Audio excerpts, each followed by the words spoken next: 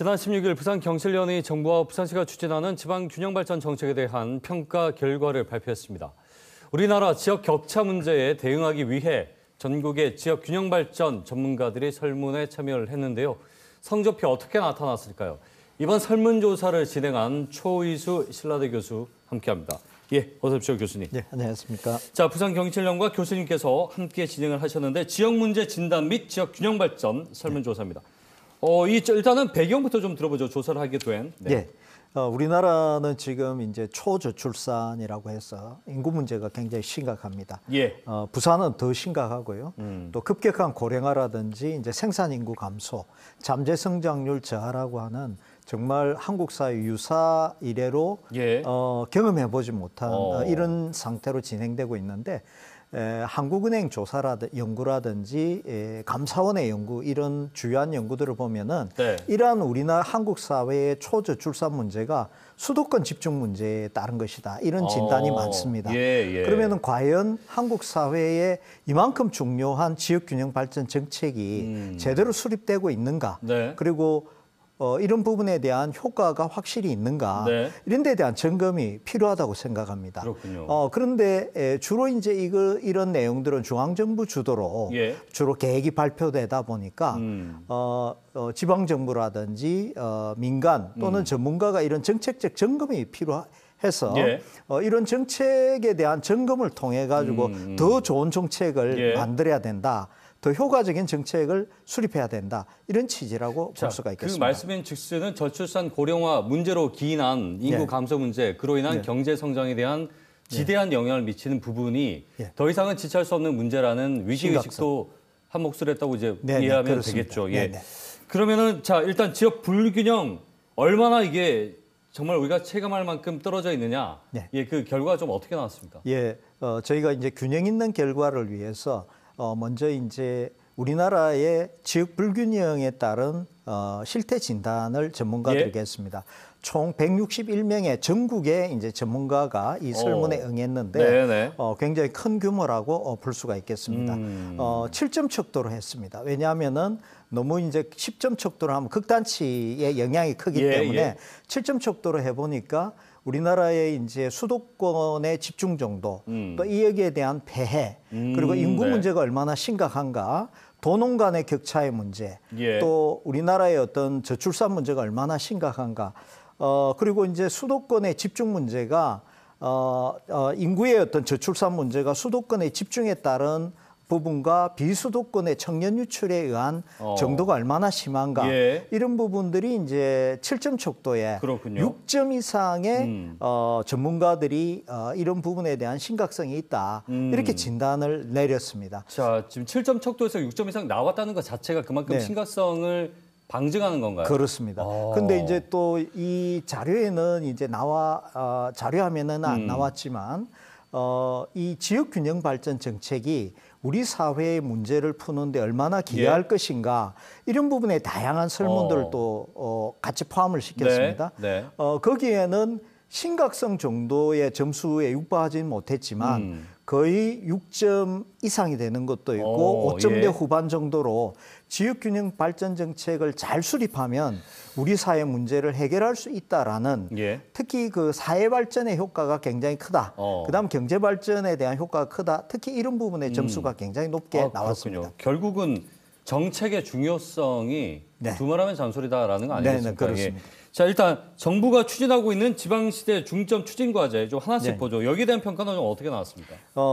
정부가 하는 그런 부분에 대해서 예를 든다면 이제 특구 문제라든지 교육 특구 이렇게 이제 다양한 부분들이 있는데 이런 데 대한 평가를 보니까 대체로 이제 윤석열 정부가 이런 부분을 잘하고 있는가에 대한 이런 부분의 점수가 낮았고 반면에 지방시대 계획에 대해서는 척도 7점 척도 평균이 한 4점 정도가 되는데 이런 부분에 대해서는 어느 정도 뭐 평균 정도의 점수를 준 것이 아니냐. 네네. 중요성 면은 그렇습니다. 예, 성과 예. 전망은 좀 낮았다. 그러나 여기에도 보면은 특히 이제 교육발전 특구라든지 이런 데 대한 점수는 예. 비교적 좀 낮게 나타나서 특히 이제 교육발전 특구 같은 경우에 내용을 읽어보면은 예. 상당히 좀 준비가 미흡하고 방향이 좀 모호한 게 아니냐. 네. 이런 데 대한 어떤 평가는 거의 전문가들이 정확히 내렸다. 이렇게 저는 보고 싶습니다. 그렇군요. 네. 이게 조금 전에도 잠깐 나왔지만 네.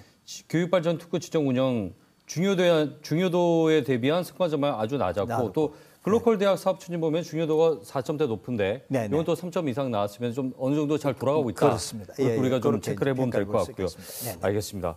자, 그러면 부산시가 추진하고 있는 지역 정책 평가도 한번 네, 살펴보죠. 예. 예, 지역 정책을 보니까 우선은 부산이 정말 그 주요한 통계 부분에서 상당한 문제들이 있습니다. 예를 든다면 고용률이나 경제활동 참가율 같은 경우는 굉장히 낮고 예.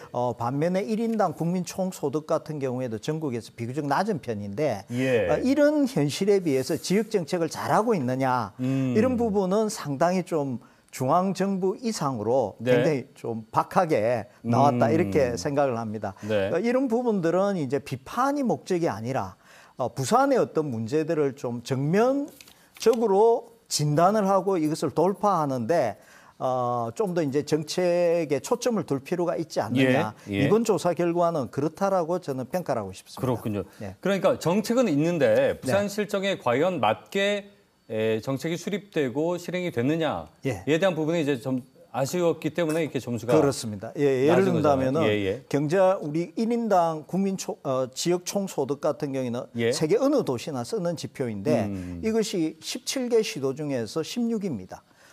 예를 든다면 경제활동 참가율 예, 같은 예. 경우도 17개 시도 중에서 지난 거의 10년 동안 최하의 수준인데 예. 그 이번 설문조사를 보면은 정책 대안 같은 데서 전문가들이 내리는 정책 대안 예. 또 이번 조사에서 설정했던 대안 부분들은 굉장히 중앙정부 이상으로 정책 평가가 굉장히 높았습니다. 네네. 그런데 그런 정책에서 굉장히 중요하게 나왔던 게 일자리 정책 같은 네. 거, 또 지역의 인재를 키우는 거, 예. 지역의 수도권의 반도체 같은 첨단 산업을 입지시킬 게 아니라 예. 비수도권에 오히려 이런 첨단 산업을 입지시켜야 된다. 이런 데 대한 전문가들의 정책 지지도가 굉장히 높았습니다. 예. 이런 걸 본다면은 이제 부산시도 사실은 부산의 문제를 정면적으로 타개할 수 있는 지역 균형 발전 정책이 필요하다. 예. 이런 것들에 대한 시사점이 아닌가라고 생각합니다. 알겠습니다. 네.